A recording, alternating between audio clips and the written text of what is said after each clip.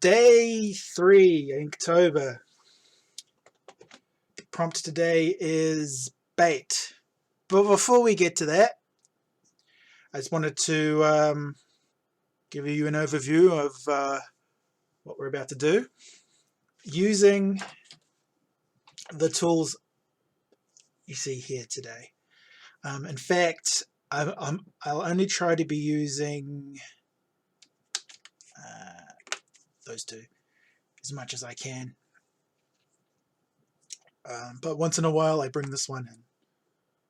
And sometimes we all make mistakes, so you have to bring that in too. This is a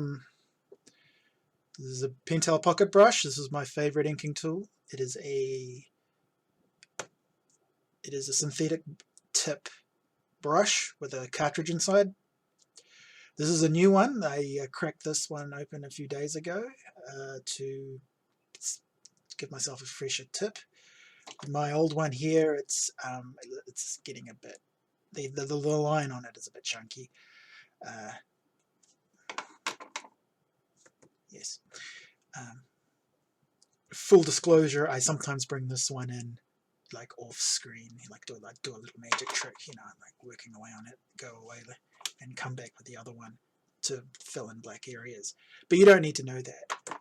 That's a magician's secret there. Shh. This is a Faber-Castell Pit Artist Pen, size S. I'm following the official prompt list. You don't have to do it, but I do, just to give myself an extra challenge. But this time I'm not doing 31 individual illustrations. I'm trying to keep them all within one narrative.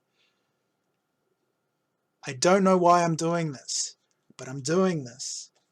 So, but with no real end story in mind, it's sort of revealing itself as I go. So I started off with this day 1 ring, sort of an Aladdin's cave type thing, with this thief getting this ring. Okay, so in day 2 that led to mindless, which is, oh well, it's sort of a magic ring, so you can use it to control minds, and he's controlling this poor fellow. Alright, so right now I'm in the pencil stage. I am cutting up my composition into thirds because it's going to be a composition that is in thirds. It's going to have someone here, and someone here. But hopefully,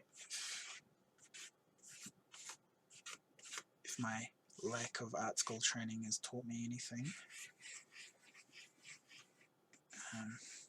should have some depth.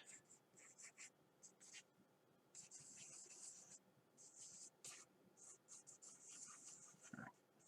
I should shut up, but I probably won't.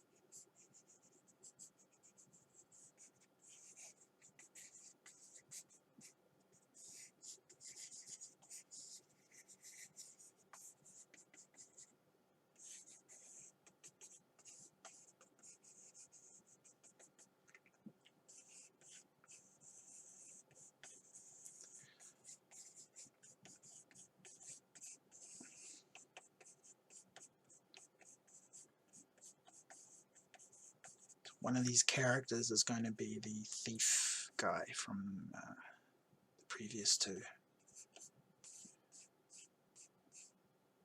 Probably this guy right here.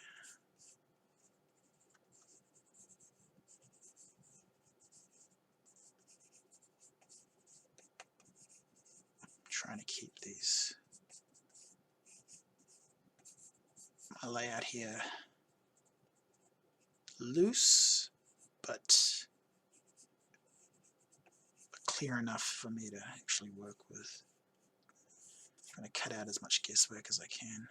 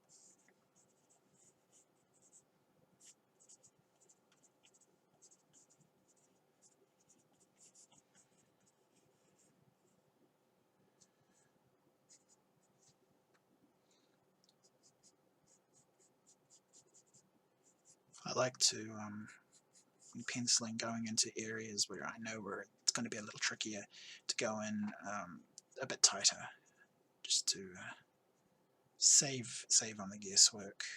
Like this face here, I want it to be quite specific. Other things like what she's wearing, what this character's wearing, I know. I kind of know, but it can be left a little up in the air. It's not super important. When it becomes clearer what's happening here, well, maybe I'll explain. Maybe I'll do something. I'll put a thing over her face. Just mystery. I do this for the hands sometimes, especially if they're quite small.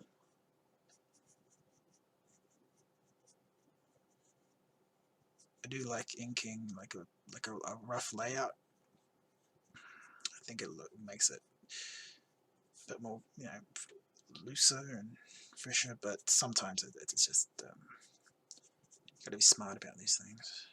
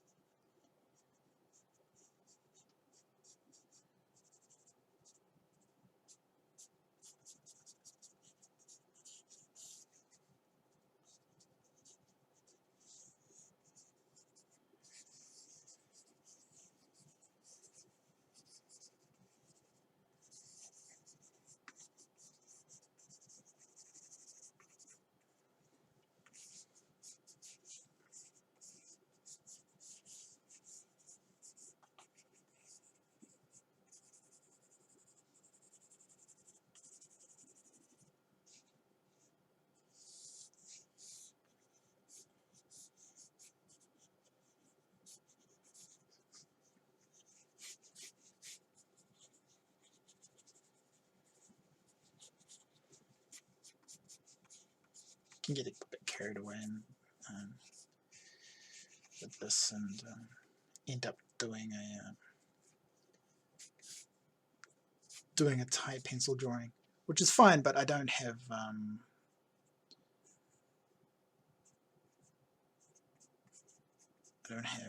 all the time in the world. Trying to get out of the habit of doing sort of all my shading in the pencils. Just want to lay down what I need to lay down and That's that.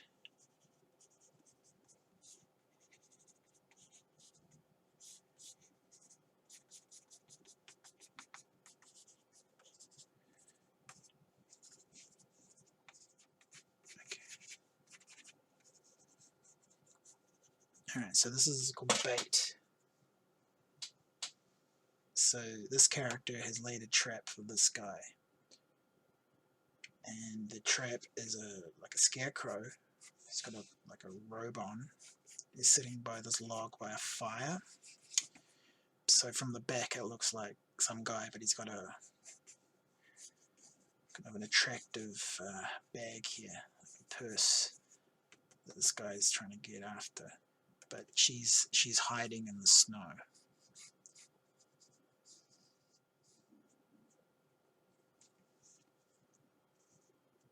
There we go.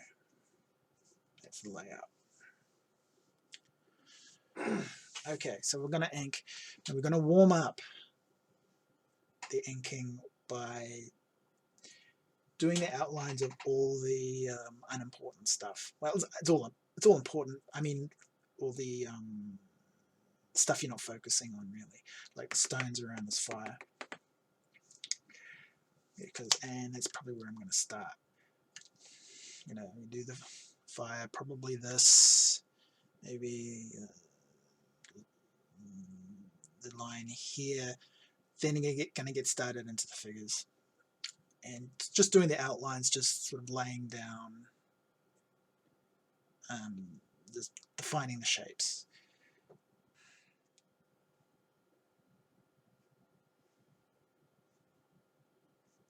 Never be afraid to make mistakes. Mistakes show us where to go. And we have white paint.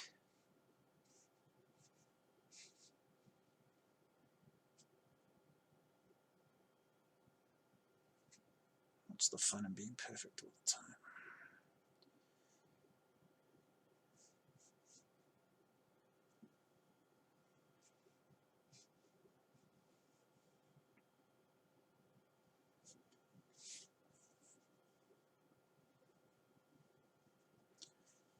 Since snow isn't a solid surface, I'm not going to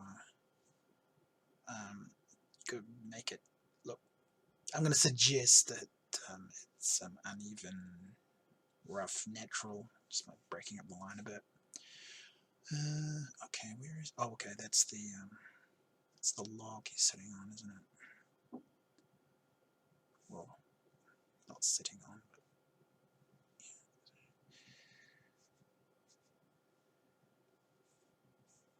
yeah. Okay, cool.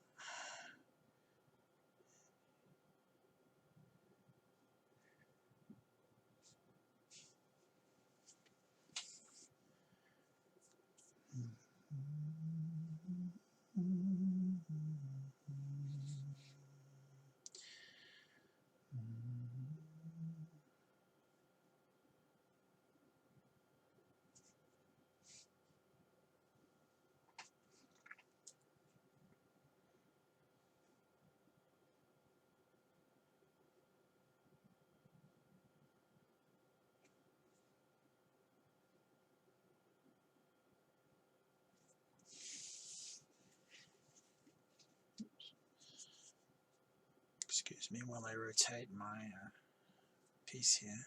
It's easier to do straight lines at certain angles, so that's why.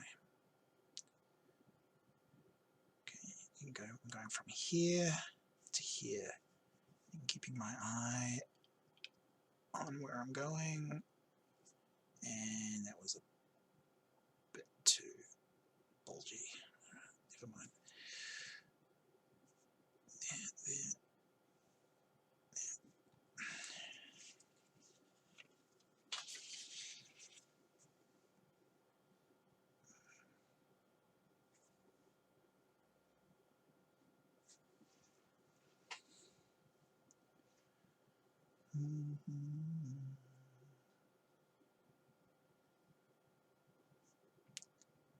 Should have.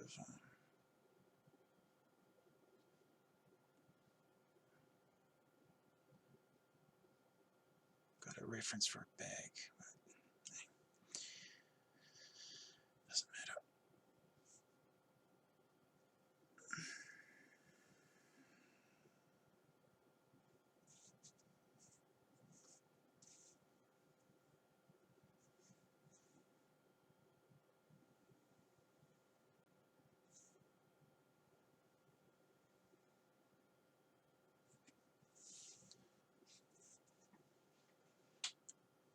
You may see me make mistakes like I just did there, and hopefully I have caught them as well. That's okay.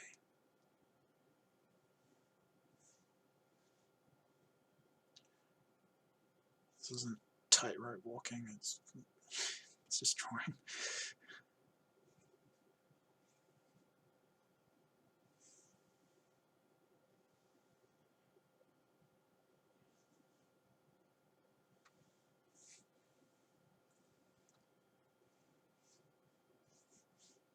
So I've decided not to worry about the fire there. I'll just ink it out. I mean, white it out if I'm going to put it in. I haven't decided. Although strong light sources just always look cool.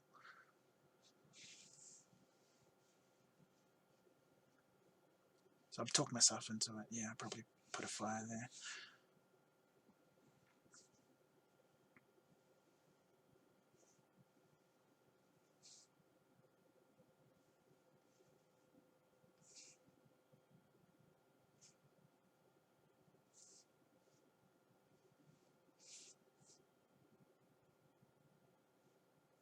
Yeah, I can feel myself loosening up a bit. This is good. This is a good way to warm up to establish everything.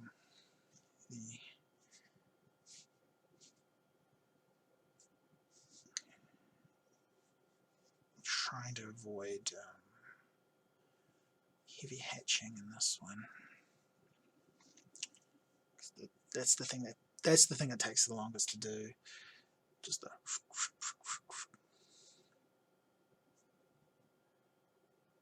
and that's what the muse demands of me sometimes. So.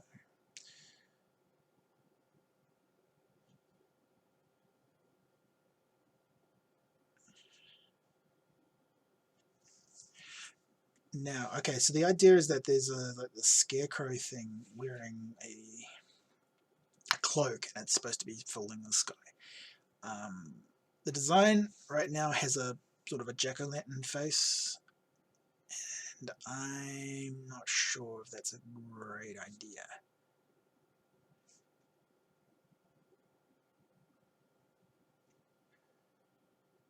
You know what? It looks cool. I'm putting it in.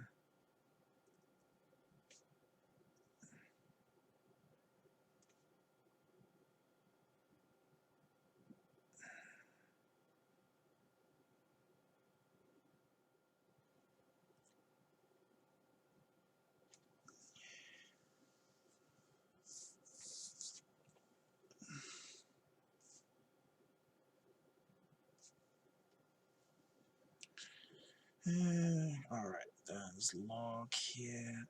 Probably goes about there. Very nice. Alright. There's sort of one plane right there. And next plane is this guy. At this stage, all three planes are going to be sort of the same. Same line weight, same value, and we'll assign the different values to it. I'm thinking this guy is going to be the darkest, and she's going to be the lightest, so that makes our friend here the middle.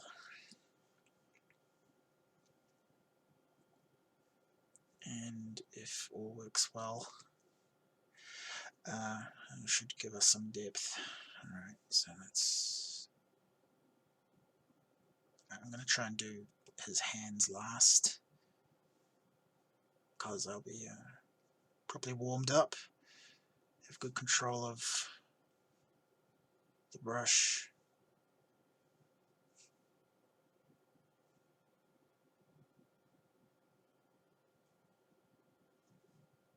I didn't indicate that this hat he's wearing has a flap on it in the back, but let's be daring. Yoda ears, which I'm very fond of in character designs. Always liked the ElfQuest designs. I thought they were very cool.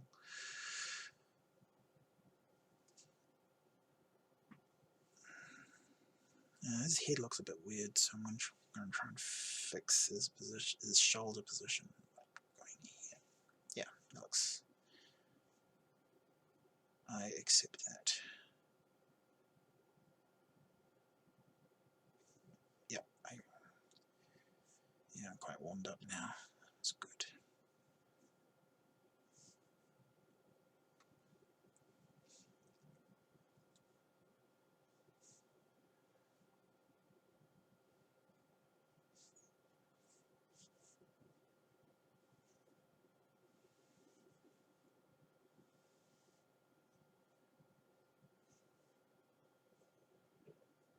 Mistake. Yeah. Of course, you all knew that. You're going, oh, what is he doing?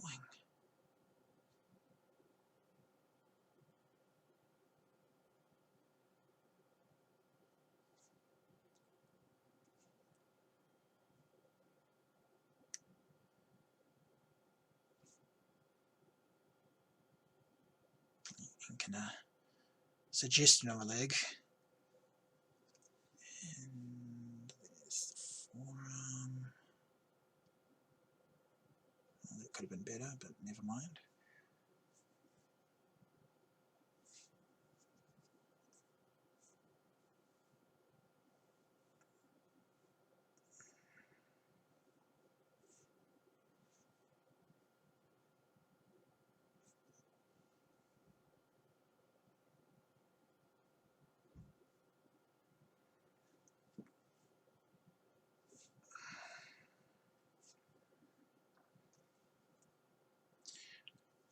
Okay, people, here comes the hand. Get those pearls ready to clutch.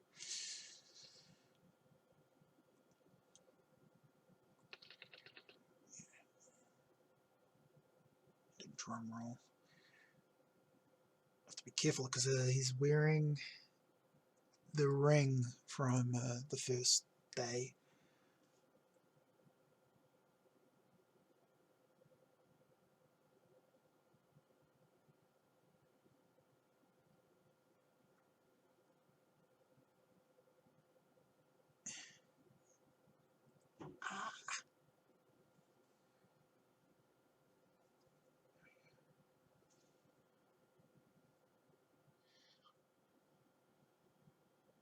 I don't consider these like fully realized pieces, really. They're sort of advanced sketches. I think some good concepts in them, so I maybe go back and revisit some of them and develop them a bit more. So I gave my guy here sort of this funky tooth.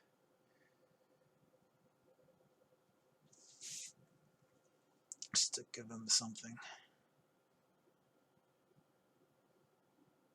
Just don't want him to just be a generic, elfy looking guy, which he is.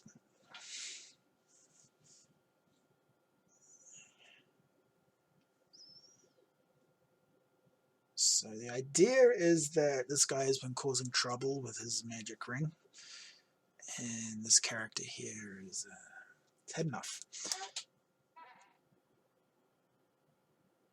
Slowly.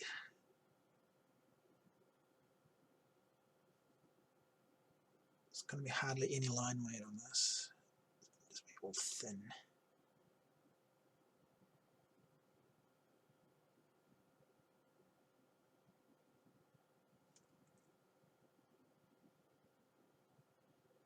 Now, if you've been watching from the beginning of the live video, you noticed there was music playing. Now that music is from an album by Journey, which they did it came out in 1981, originally just in Japan. Now that album is called Dream After Dream, and it was this has relevance to what I'm doing right now. Dream After Dream was a soundtrack album for a Japanese-French co-production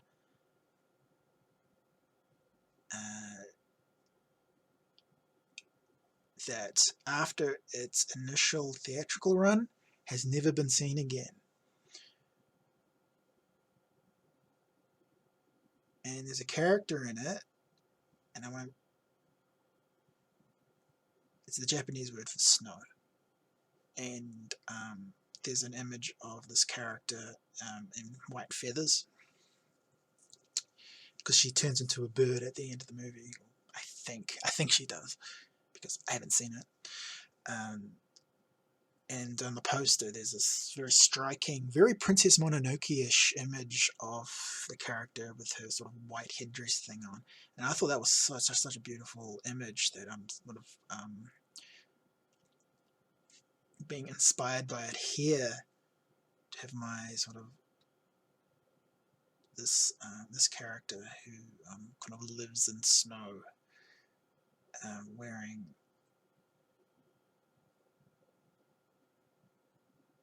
like stark white fur.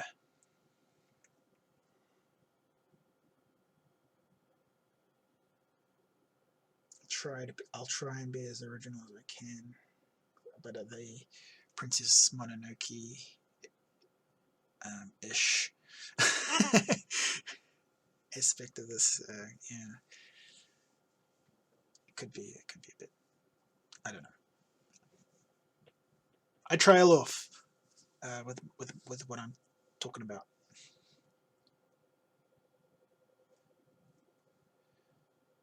Anyway, I've been listening to that album quite a bit. It's very prog rock. There's a great video about it. It came out very recently, about like last week, about it. It's called Dream After Dream. Look it up.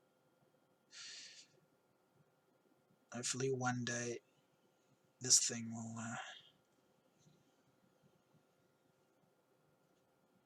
make its way to home media.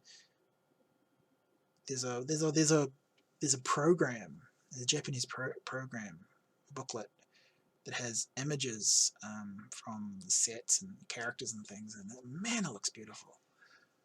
It might not be very good, I don't know, but it looks nice.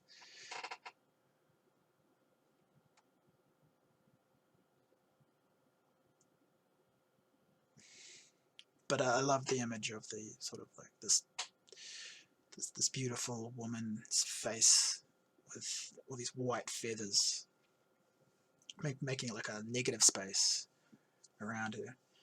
It's really nice. And I'm going to have to suggest the fur. Again, if I was a smarter person, I would probably get the pen out for her weapon here, but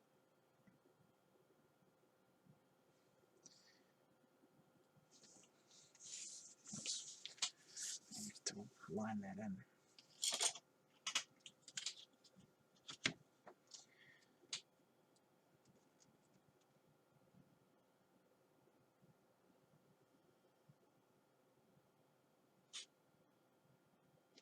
That worked, but it's worked too well. It's very thin. Go with it.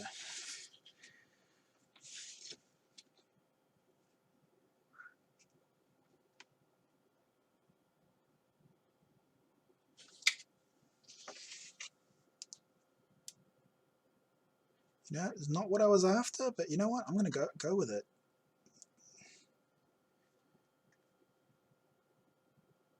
That happens too. Alright, so I'm probably going to add opaquely stuff. But that is essentially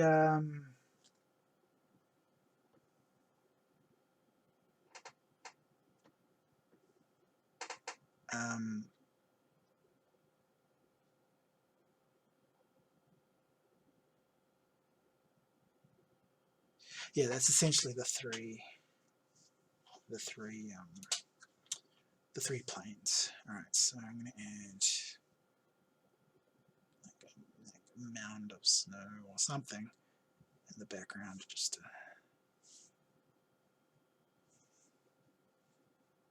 there you go.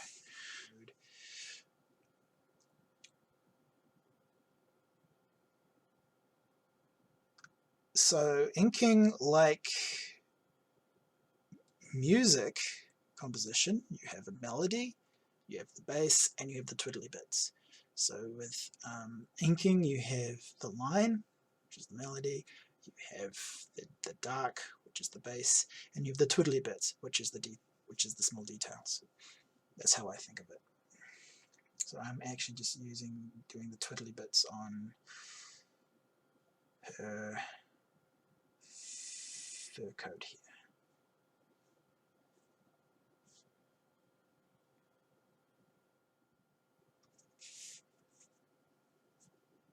Oh, look at that.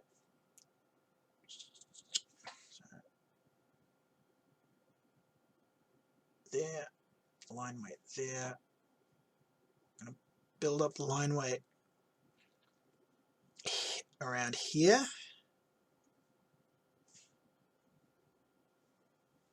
Let me see what I'm doing. Okay.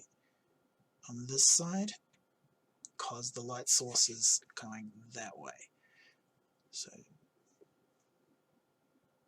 there's going to be more line here and here. And this is hollow, but we need more side here. That's going to be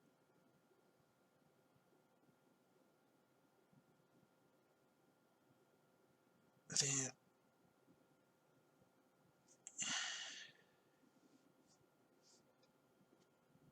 Ooh, what was that? Sorry, there was a rumble. It was just a truck. It's part of the world, you can't be too sure.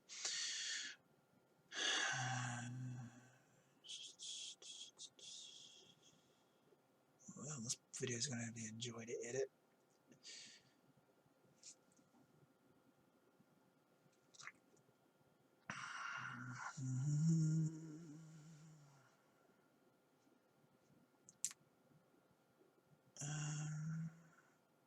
It will be dark around here, but it won't be dark all the way, or will it?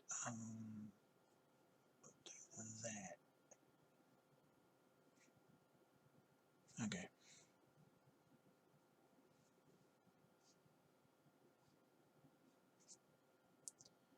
And that stripe will be in total darkness.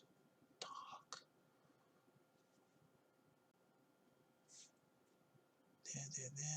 There.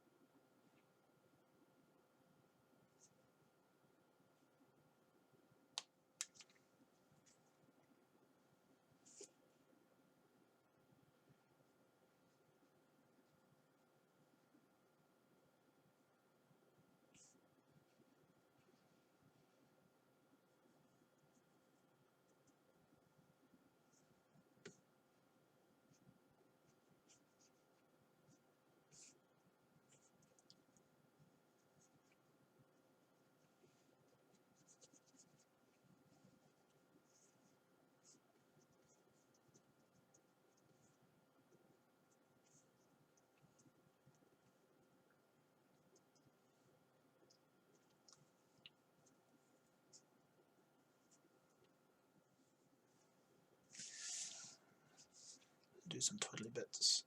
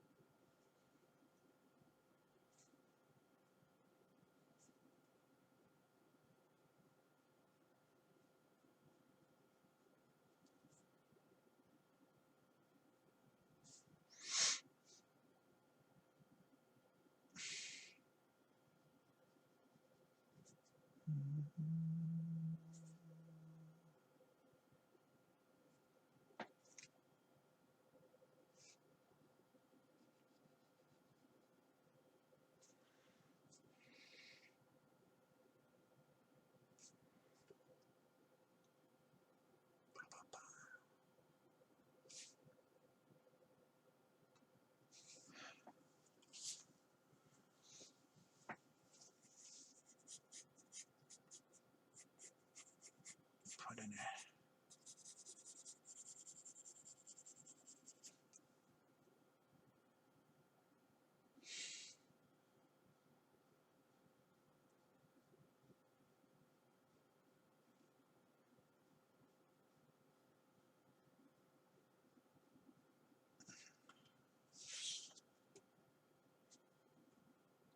I think that works very well.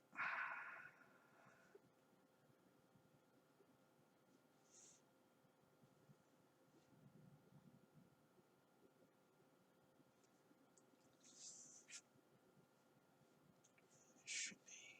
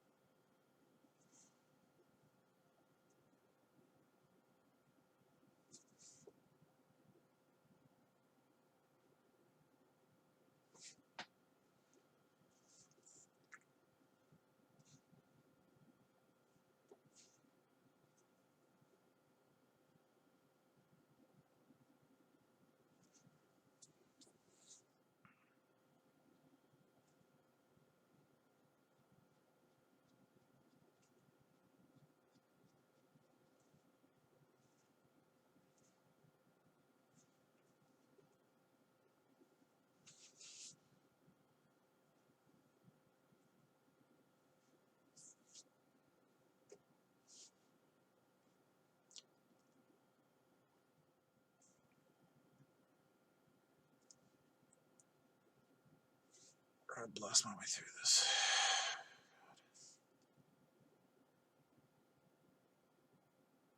What did I do there?